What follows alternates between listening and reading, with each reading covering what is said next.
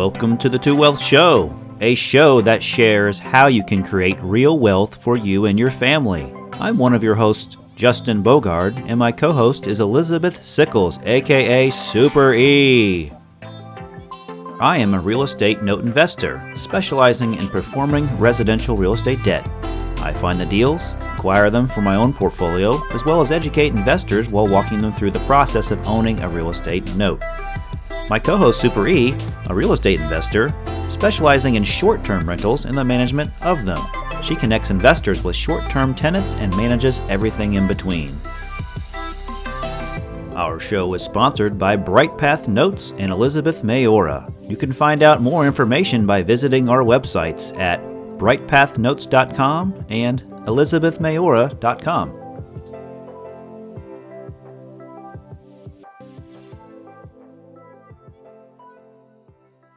And welcome to episode number 5. I am Elizabeth Maora, aka Super E, and Hi, Super E. I'm Justin Bogard with BrightPath Notes, and this is, like you said, episode 5, and we got a special guest on for today, Mr. Dan Deppen from Colorado. Is it Boulder, Colorado? Close to Boulder. It's actually Erie, Colorado, but I'm about 20 minutes from Boulder, so close enough. Erie, Colorado. That sounds scary. Is it scary, Dan? No, not really.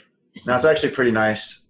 Just kidding. That was one of my dad jokes. I get a lot of grief for the dad jokes that I do. Anyways, Dan, thanks for being on. I know that we've kind of known each other through note investing for, I don't know, maybe 2 or 3 years now. Mm-hmm. And you definitely put yourself out there on social media, and you definitely have a good following and stuff. So we're kind of honored that you would want to be interviewed on our podcast. And so kind of the theme that we do is we talk about wealth. And obviously being a note investing, a note investor, you can build your wealth passively, or you can build it actively through non-performing loans. And I believe that's kind of what your specialty is non-performing loans. Is that correct? Yeah, that's most of what I've done. And, people will find that non-performing loans are, we'll get into it, but they're not passive at all. They're the opposite of passive usually. Yeah, they're not passive. Yeah.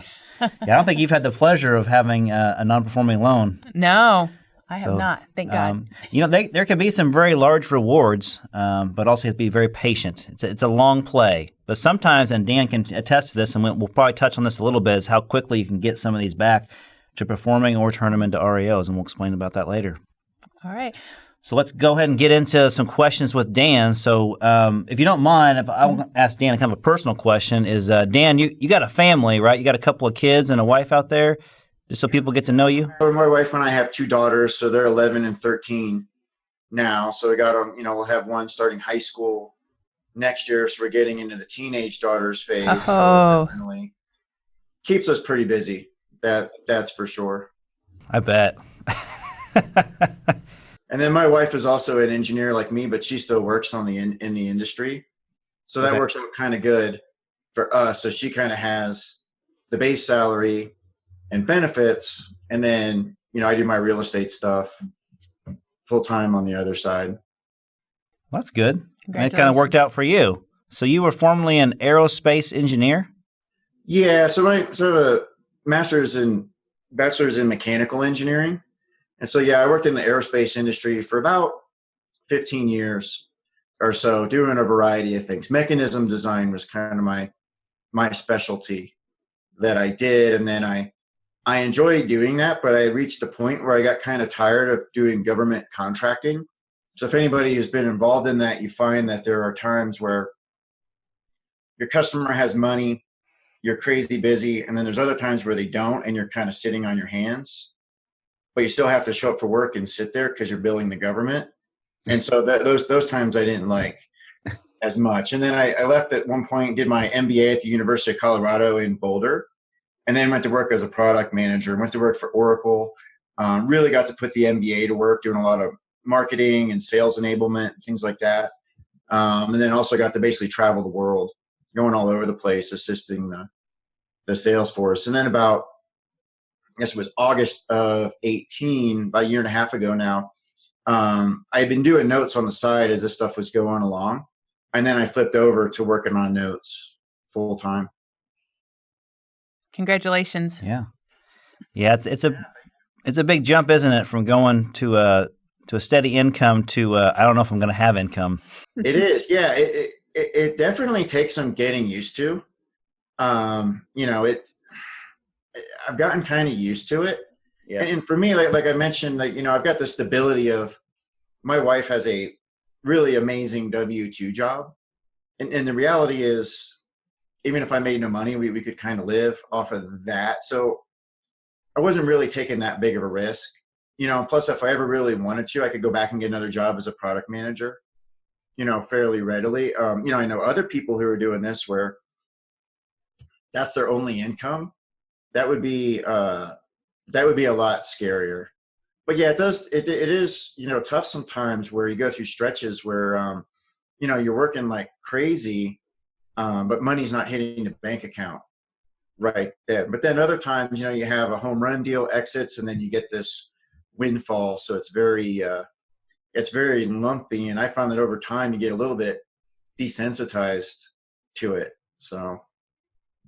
Yeah, for sure. It's definitely scary. I know we both we interviewed each other the first couple episodes on the Two Wealth show here. And that's, kind of some of the things we talked about was just jumping from corporate life or, consistent W-2 life to really, scratching for cash. Sink or swim. Yeah, I mean, to me, Sink or it's swim. kind of like when I was a kid, I used to like to play chutes and ladders, and it kind of feels like that. Like it kind of feels like you get on these runs some weeks where, 3 or 4 things will happen that are negative. Yeah. And then I'll get on other runs like this past week where a whole bunch of things that are good happen in a row. So yeah, there's definitely kind of a mental game to it. And when you do get on that run of kind of bad news, whatever that may be, you got to kind of just got to kind of stick it out and wait for things to turn around. But as I mentioned, yeah, you do get a little bit desensitized because now when I get bad news, I'm kind of like, oh, I've seen this before, like some code violation fine that I didn't expect. Yeah. It's like, okay, I've seen a bunch of these, not a big deal. And then sometimes you get the good outcomes. Like I've had 2 times recently where borrowers made payments of a couple $1,000s. But then that rolls off after a while too. So yeah, but definitely fun business. Awesome. So how did you get into non-performing notes? Yeah. So I was, I'm not sure why specifically non-performing versus performing. I think what I liked about them is there's more of a chance for, a bigger return. So when I started with performing notes because I was new to, my background was in stock investing and things like that. So I started with performing notes just to like learn the paperwork and get used to the way the transactions work. And my big thing I noticed right away was just how slow real estate transactions are as opposed to like online stocks where you literally click a button, right? And the trade is on. So these things that might take a couple weeks to develop took a little bit of getting used to, and then, had to, figure out the due diligence process and things like that. But then once I got comfortable with that, then I was able to add in the non-performing side, which adds a bunch of moving parts. I think I've always been attracted to things that are a little nichier and that sometimes other people are afraid to get involved in. So I kind of like the idea of non-performing because it's definitely high risk, but can be high reward. And so my approach is, well, I think I can put together a good system to manage these things and take advantage of this, nichier market where not really as many people playing. Yeah, it's funny. So we're both in the note business, but he's the opposite of me. Like I definitely prefer performing loans and he prefers non-performing. So we're a good contrast to each other. Yeah. And as time goes on, I've been doing more performing, and then just selling partials against them. Because one thing I found is if you're doing performing, it's a heck of a lot easier to scale. Yeah. So if I look at, my portfolio, performing ones really can become passive. Now there's the risk that they go bad and then you have to do more work. But there's definitely a lot of more brain damage required per note on the non-performing side. And where I've been kind of focusing lately is almost more what I call like the sub-performing, where they're technically non-performing. They might be 60 or might be 90 days plus behind, or maybe like 60 days behind. So you can get those at a better price. And then I've got a pretty high hit rate of getting those kinds of loans back to performing. So when I do performing, my goal is always to try to rehab the borrower and get it performing again. I've sometimes done it, but I rarely go into a non-performing deal where I know it's going to be a foreclosure and I know I'm going to end up with the property. I'll do it if I think it makes sense on that particular deal, but generally I'm trying to stay away from that for the most part. So I should have probably started the conversation on what's performing and what's non-performing and sub-performing. So thanks for lightly defining that. But just for our viewing audience and our listening audience, so we're talking about real estate note investing. So we're investing on the mortgage on the property. So it could be a land contract, contract for deed, or a note mortgage, deed of trust. Depending on what state you're in, we're investing in debt. And it could be someone that has defaulted on that debt, or somebody that is paying every month, and that's what we're talking about. So if somebody's paying every month on time, that's a performing loan. And someone that doesn't pay on time and is delinquent by 3 months or more, we call that non-performing.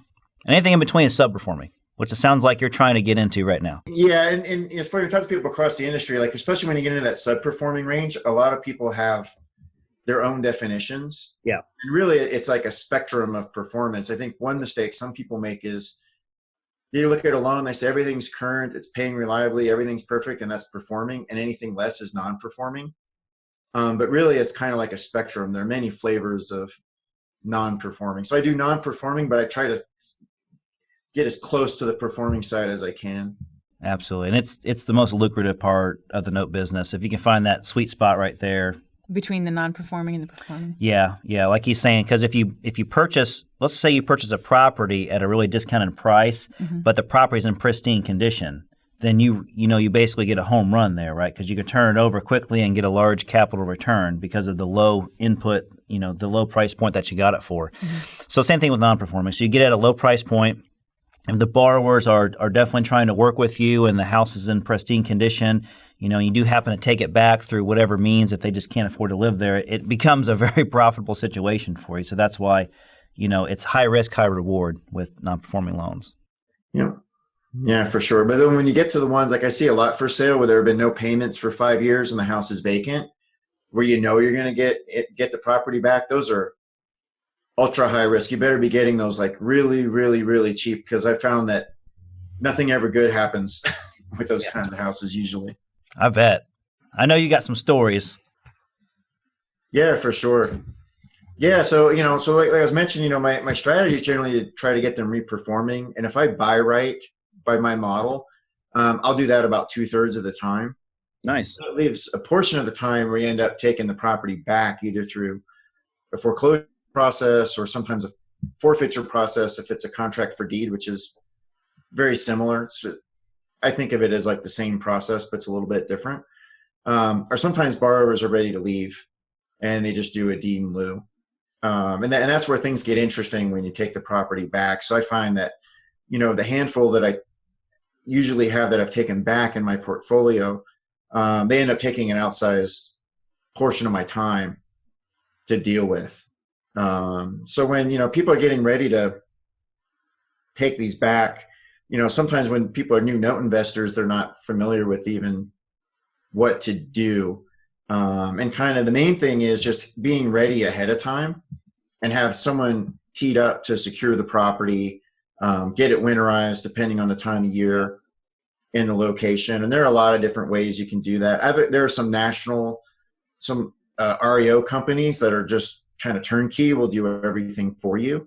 I haven't had a ton of success with those.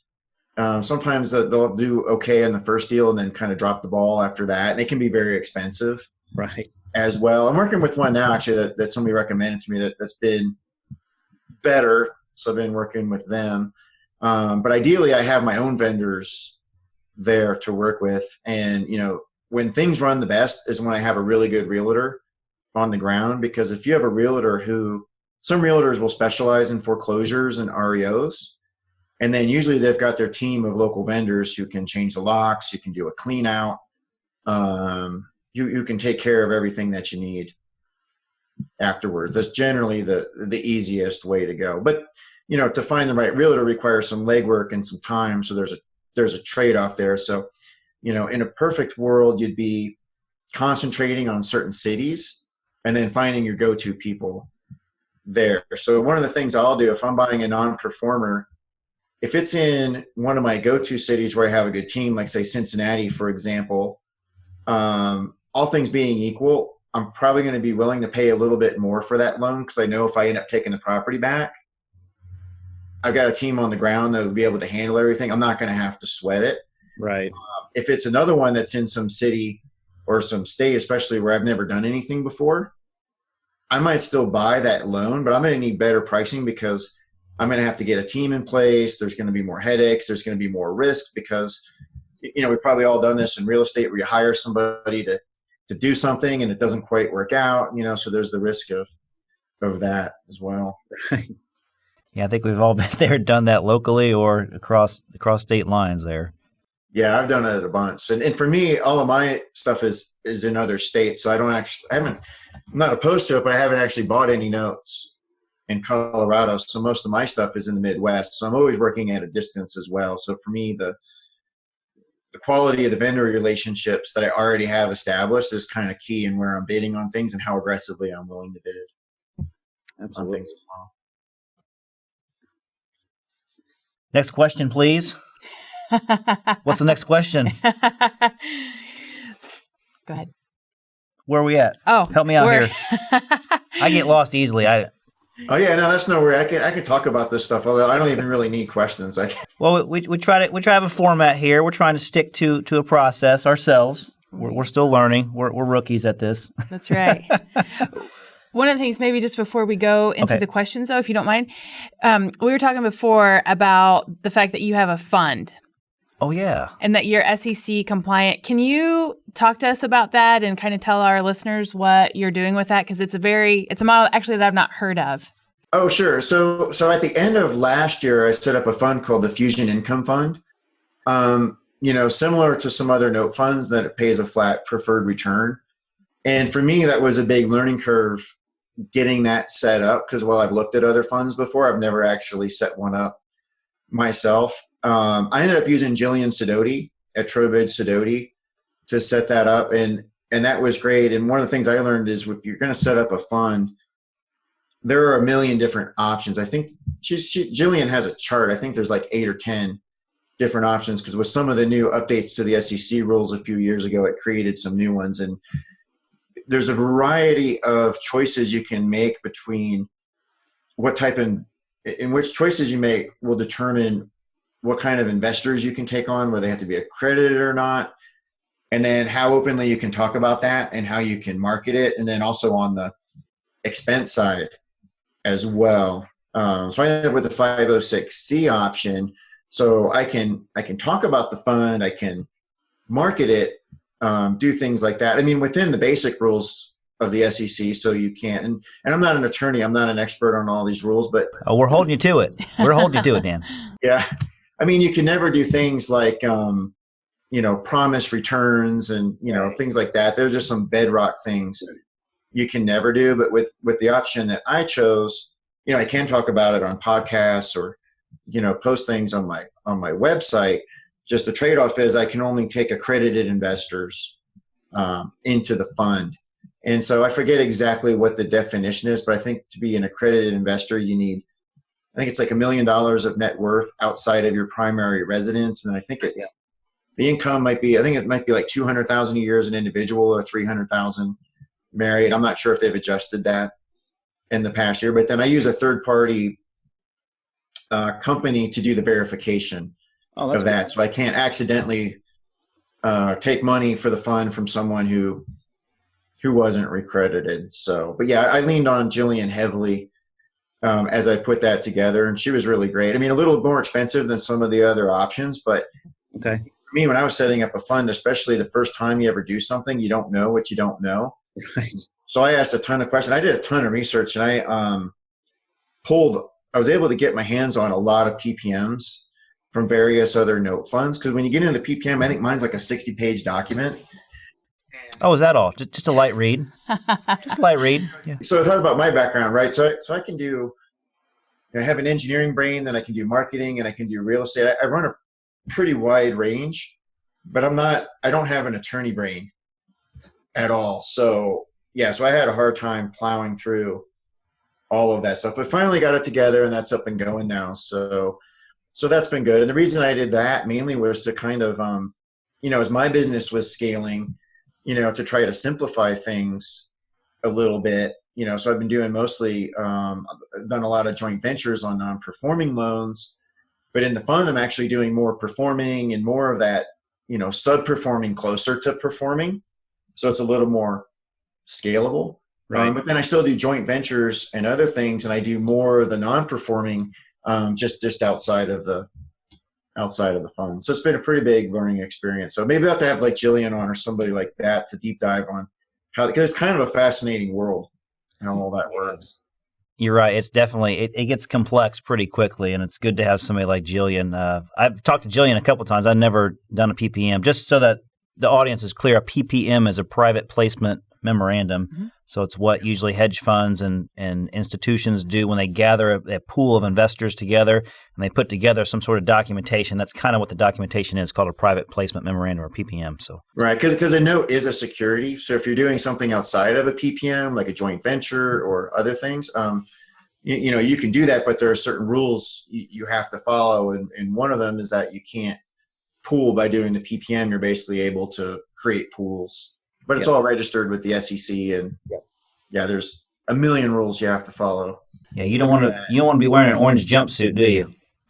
No, that would be bad. No, that's the other reason why the PPM is nice, because the rules are fairly black and white, and they also do like checks on people too. You can't be a bad actor and set one up, and things like that. So they're pretty good, but still just kind of getting my feet wet in that world.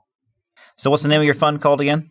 So it's called the Fusion Income Fund. Okay. And where can people go to get more? After this, I can get them information on that. Okay. Are we allowed to send them to a website for you to look at information? If you just go to fusionnotes.com, there's a click at the top for the note fund.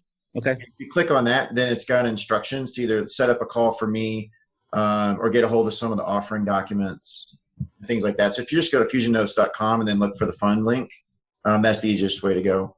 Awesome. So the idea for a fund is to invest money in something, and it's very passive. You're not active at all, and someone else is working the money for you, and you're getting a return. Simple as that, right? Yep, absolutely. Yep. Yeah. So it fits all kinds of people. So we wanted to talk a little bit about REOs. So why don't you just tell us exactly what an REO is, and then just give us kind of one example if you have an REO.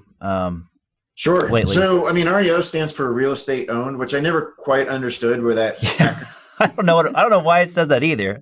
Why can't it say bank owned? Yeah, because that's basically what it is supposed to be, is bank owned real estate. So if a bank takes a property back through a foreclosure, or for or through a short sale or something like that, but it's basically where there was a loan on it that went belly up, and now the bank owns it.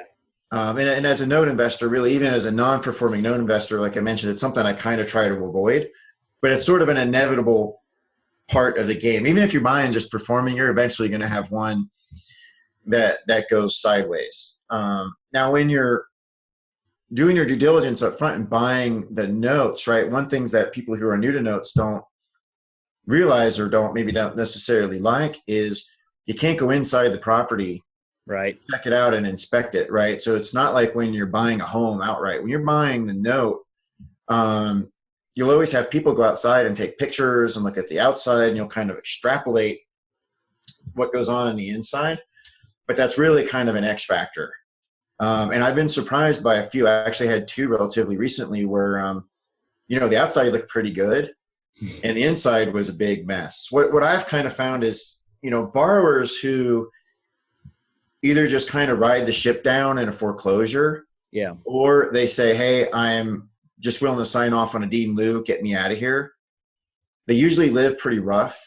And even when they're willing to sign off and leave, sometimes it's because, they've just run the place down and even they can't stay there anymore. So it's like one story actually that was in Indiana and Muncie, in your neck of the woods recently. I've actually got two stories from Muncie, but I'll tell the more recent one. So the outside looked pretty good. I was actually by there last fall, and we went through the foreclosure process. We actually got all the way through, and this was a borrower that hadn't made a payment in like a couple years. So this is one of these loans that I don't buy as much, where you kind of know it's heading to foreclosure. I had never been able to make contact with the borrower through the process to try to work something out. And so we got through the foreclosure, and then I was assuming the next step was going to be to process the eviction, because I'm like, this guy hasn't left in a couple of years and he's never come online. He's going to have to be, drug out by the bailiff or something. And then all of a sudden he called me like I think this was around October, November. It was like last fall. He calls me and says, hey, I just want to let you know I'm moving out this weekend. Heck of a nice guy. Had like a nice conversation. And he goes, oh yeah, couldn't really afford the house, but the wife loved it. Yada, yada, yada. I like the neighborhood. And I'm like, this guy hasn't made a payment in 3 years. Like, what's he talking about? But okay, great. I don't have to do the eviction. And now he's out. But when we got in there, I found out they had all these dogs. Yeah. And the dogs had pooped everywhere. And I didn't go in the house after we got it back, but the realtor and my property manager in Muncie said the place just reeked of dog doo, like bad. And they had even like torn up the flooring. They had torn holes in drywall. Oh man. So a lot of times when people talk about foreclosures, they worry about the borrower, like, maliciously damaging something on the way out. Sometimes these people just live rough lifestyles. Yeah. So what he ended up having to do is, we got it cleaned out, had to clean out. So I learned all about mitigating odors. So we had the flooring stripped out. There was, I forget what it was called now, but a special paint that we had to paint everything with that kills odors. And then the other big thing is getting the ducts cleaned. Mm-hmm. So I had to pay a couple $100s, and they said that the ducts were just full of dog hair. And they pulled like 5 dog toys out of the ducts. But we actually got the smell killed. And there was other rehab work that was needed. Yeah. But when I do these, generally, I'm trying not to end up with REO in the first place. Right. So if I do, I'm usually just trying to sell it as quick as I can, to a local fix and flipper or whomever. But because I had this, I know how odors are. I don't want anybody to even smell it. So I need to kill the odors before I put this on the market. So I did kind of a minimal rehab. We did get the odors killed. And now I've got it under contract to sell. That's actually closed. Might even close this week or next, for sure. But the other thing that was interesting I found that was disappointing was the furnace didn't work. There was a cracked heat exchanger. Oh. And I don't know this, but when I talked to the borrower, when he called me in the fall, he had mentioned, I was like, oh yeah, the furnace works, but it's not quite keeping up. He mentioned something about the furnace. And I think what happened was the furnace died and it was starting to get cold. And that's when he left, was in the fall when it started to get, right around the time he left was when it started to get cold. So that's another thing I've seen before too, is sometimes if a borrower is all of a sudden really just ready to sign off and leave, there could be something up. Like either the furnace radar goes up, right? Cold, or there's an issue with the roof. So, because when I first started doing this, my initial reaction was, jump for joy when a borrower was willing to sign off. But these days I'm a little more leery. It's like, okay, what's up? Why all of a sudden are you ready to leave? I don't like the color of the house anymore. What's that? I just don't like the color of the house anymore. I just, Yeah, well, the guy's conversation was funny, how he talked about how his wife loved it and they couldn't quite afford it. It's like, well, you didn't pay anything in 3 years. What do you mean you couldn't quite afford it? So. Well, Dan, we are out of time, my friend. I wish we had more time because I wanted to hear some of more of these stories. But I know you wanted to mention something about you have a due diligence system that you put in place for people, because obviously Dan is a very analytic person and he knows his due diligence for notes. So can you quickly tell us where to find that information? Yeah, so it's an online training course that'll take you through the whole due diligence process for first position residential notes. And you can find it at either systematicduediligence.com, or if you go to the Fusion Notes website, there's a link to it there on well. But I've got like 6 or 7 hours of videos going through all the elaborate details of my process. And then you can also download all my spreadsheets and some of the automation tools I've built to speed up the due diligence process as well. That's awesome. Thanks for doing all that effort for that due diligence course. And we really appreciate you being on the podcast. We'd love to have you on again in the future if that. Yeah, anytime. No, I was happy to do this. So no, thank you guys for having me on. I really appreciate it. Yeah, you're very welcome, my friend. So this was episode 5 with Dan Deppen, and people can get a hold of you. Your email is dan@fusionnotes.com. Is that correct? Yep, that's right. Awesome. And check out his website. He's got a due diligence course, and he's got a note fund. He's got information about that all on his website. So, Dan, thanks for being on, my friend. And Super E, until next time, look forward to episode 6. I don't know what we're going to do, but something interesting, I'm sure. That's right. So, all right, everybody, have a good one. See ya. Thank you.